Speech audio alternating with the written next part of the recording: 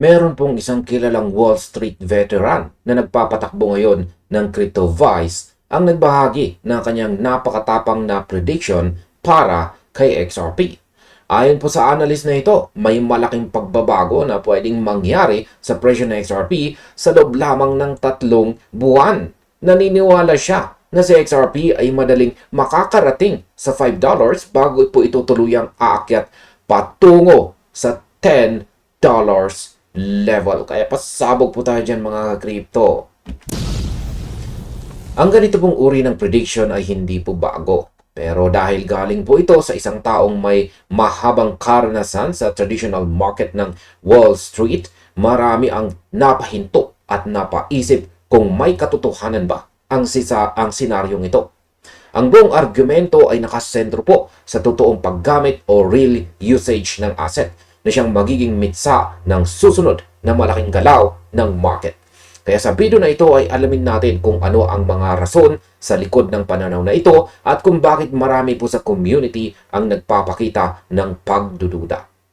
Kaya ayan, ito po yung kanyang aktual na tweet, my XRP price prediction in 3 months. Yan, ayon po sa pagsusuri ng analyst dito, ang pag-akyat ng XRP ay hindi mangyayari sa isang diretsong linya.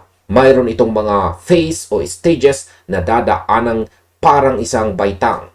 Unang-una, inaasahan niya na malalagpasan ng XRP ang kanyang dating record o ang kanyang all-time high na nasa presyong $3.65 na na-record nitong nakalipas po na July 2025. Last year lamang po. At sabi niya pwedeng mangyari ang breakout na ito sa loob lamang ng 1 buwan o maximum na 2 buwan. Kaya napakatindi, pasabog po tayo dyan. Kapag naabot na ang dating all-time high at tuluyang umakyat po sa halaga o presyong $5, dito na raw papasok ang unang malaking pagsubok. Inaasahan po ng analyst na magkakaroon ng pullback o pansamantalang pagbaba ng presyo dahil ang mga early holders, yung mga nakabili sa mababang halaga, ay magsisimula ng magbenta para makuha ang kanilang kita o mag-take profit. Ang tawag niya sa phase na ito ay isang deliberate shakeout. Isa po itong paraan kung saan ang market ay naglilinis ng mga speculators bago itulak ang presyo sa mas mataas na antas. Pagkatapos ng shakeout na ito sa $5, ang susunod na target ay ang $10 na price level. Sa puntong ito, mas marami pang mga long-term holders ang magpapasyang magbenta ng kanilang mga assets. At kapag nangyari po iyon, mauulit muli ang proseso kung saan ay isa na namang pagsubok para ma-flash out ang mga retail investors bago magkaroon ng mas malaking upward move. Ang pinakapundasyon ng teoryang ito ay ang tinatawag po na supply shock na maaaring maganap kapag ang takbo ng adoption ng mga institution ay biglang bumilis. Ayan, pag-usapan naman po natin kung posibleng nga ba ang $10 sa loob ng 2 buwan. Ayan, is $10 possible in 2 months?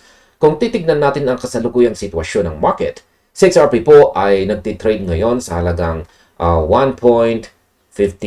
Current price of $1.15. Malayo pa ito sa dalawang target na binanggit po ng analyst. Ang pag-akyat mula po sa kasalukuyang presyo patungong $5 ay nangangailangan ng napakalaking porsyento ng kita. At kung pag-uusapan naman natin ang $10, ibig sabihin nito ay papasok po sa XRP sa isang teritoryo na hindi pa nito nararating kailanman sa kasaysayan nito. May basehan naman ang fundamental na argumento ng analyst. Ang mga pinansyal na institution ay aktual na gumagamit po ng XRP para sa cross-border payments o ang pagpapadala ng pondo sa ibang bansa sa mabilis at murang paraan.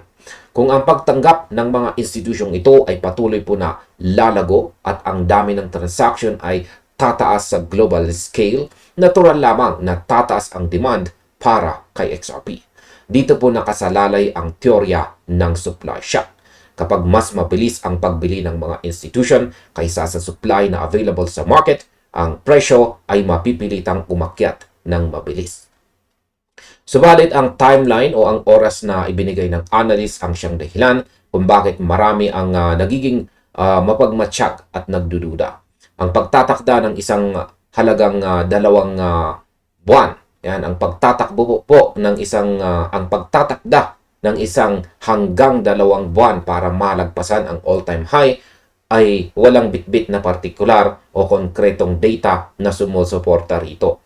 Ipinapakita po ng analyst ang senaryong ito bilang kanyang personal lamang na paniniwala o conviction at hindi po bilang isang forecast na suportado ng mga hard evidence o mathematical proof. Yan, pag-usapan naman po natin ang naging reaction ng community at ang kasalukuyang sentiment. Hindi naging madali para sa community na tanggapin po ang ganitong kalaking prediction. Sa katunayan, negatibo ang naging reaksyon ng marami sa social media. Ang naging galaw po ng presyo noong simula ng buwan ng June ay nagbigay po ng sapat na dahilan sa mga kritiko para hindi paniwalaan ang ulat na ito. Nakaranas po ng biglaang pagbaba o sharp drop sa XRP. Kaya naman naging mas malamig ang pagtanggap ng mga tao sa balitang ito. May mga nagpahayag na ang ganitong uri ng mga pahayag ay walang sapat na batayan o factual basis at ginagawa lamang para artificial na palakihin ang interest sa coin na ito. May ilan pang ang nagsasabi na sa loob ng 3 buwan, ang presyo ng XRP ay mas mababa pa kaysa sa $1.15 na naroroon po ngayon. Ang kawalan po ng tiwala sa mga ganitong matataas na target ay malinaw na makikita po sa market sentiment sa kasalukuyan. Bukod po sa timeline ay tinanong din ng publiko ang kredibilidad ng mga ganitong klasing ulat. Ayan, one questioned whether Laresca even reviews his own content before publishing. Ayan. Para magbago po ang malamig na sentiment na ito, kailangan muna nating makakita ng isang solid upward trend sa aktual na presyo na XRP. Ang magagandang salita at matataas na target ay hindi po sapat kung ang chart ay hindi po sumasabay sa narrative. Ayan, pag-usapan naman po natin ang pag-unawa sa supply shock. Upang mas maintindihan po natin kung paano po mangyayari ang sinasabi ng analyst na supply shock nang hindi po gumagamit ng mga komplikadong halimbawa, ay isipin po natin ang isang sitwasyon sa totoong buhay. Isipin natin ang isang sikat na concert o event kung saan limitado lamang ang VIP seats o upuan na ibinibenta. Sa simula, normal lang ang takbo ng bintahan dahil pa isa-isa lang ang bumibili. Ngunit paano kung biglang dumating ang 5 malalaking kumpanya at nagpasya po silang bilhin ang lahat ng natitirang VIP seats ng sabay-sabay para sa kanilang mga kliyente? Dahil limitado ang upuan at biglang tumaas ang gustong bumili, ang mga natitirang tickets ay biglang magiging napakamahal dahil mag-aagawan ang mga natitirang tao. Ang mga taong may hawak ng tickets sa simula pa lang ay pwede nang magdikta ng napakataas na presyo dahil alam nilang kailangan ito ng mga kumpanya. Ganyan po ang konsepto ng supply shock kay XRP na ipinapaliwanag dito ng analyst. Ang mga institusyon na gumagamit kay XRP para sa kanilang liquidity at cross-border settlements ay nangangailangan po ng bilyong-bilyong halaga ng asset para mapatakbo ang kanilang sistema araw-araw. Kung ang paggamit na ito ay sabay-sabay na mag-activate sa iba't ibang bansa, ang supply na nasa mga exchanges ay mabilis na mauubos. At kapag nangyari yun, kahit walang speculative trading, ang presyo ay natural na hihilain paitaas dahil sa kakulangan ng supply na pwedeng mabili. At ayan, napakahalaga na malaman natin kung paano po balansin ang emosyon at ang katotohanan. Ang mga target na $5 at saka $10, yan, ay magandang pakinggan at nagbibigay po ng positibong enerhiya sa mga holders. Gayunpaman, ang pag-invest o pag-D-Day trade batay lamang sa hula ay isang sa hula ng isang tao na walang dalang konkretong data ay may mataas na antas ng panganib o risk. Ang cryptocurrency market ay kilala po sa pagiging volatile. Ang isang balita ay pwedeng magbago ng direksyon ng presyo sa loob lamang ng ilang minuto. Ang totoong lakas po ng XRP ay makikita sa mga partnership nito sa mga bangko. sa kalinawan ng mga regulasyon at sa patuloy na pagtaas ng utility nito.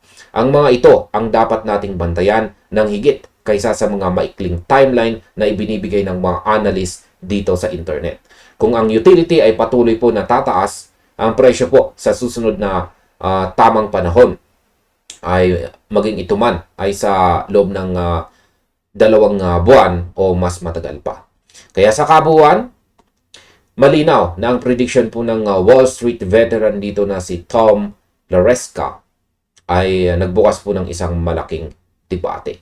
Ang kanyang pananaw na si XRP ay makakarating po sa $5 at magtutuloy ito sa $10 sa pamamagitan ng mga serye ng mga shakeouts at supply shock ay isang senaryo na umaasa po sa malawakang institutional adoption. Sa kabilang banda, ang matinding pagkontra ng community ay isang paalala na ang kasalukuyang sentiment ng market ay nananatiling maingat dahil sa mga nakaraang pagbaba ng presyo. Ang presyong $1.15 ay ang ating kasalukuyang pwesto at ang pag-reclaim sa dating all-time high na $3.65 ang siyang unang malaking hamon na kailangang mapagtagumpayan ni XRP. Kaya lagi po nating tandaan na maging disiplinado, gumawa ng sariling pagsasaliksik at huwag pong magpadala sa hype ng bawat balita. At hanggang dito na lamang po tayo sa video na ito. Maraming salamat sa inyong panunood. Maaaring panoorin na rin po ninyo sunod ang recommended video natin dito.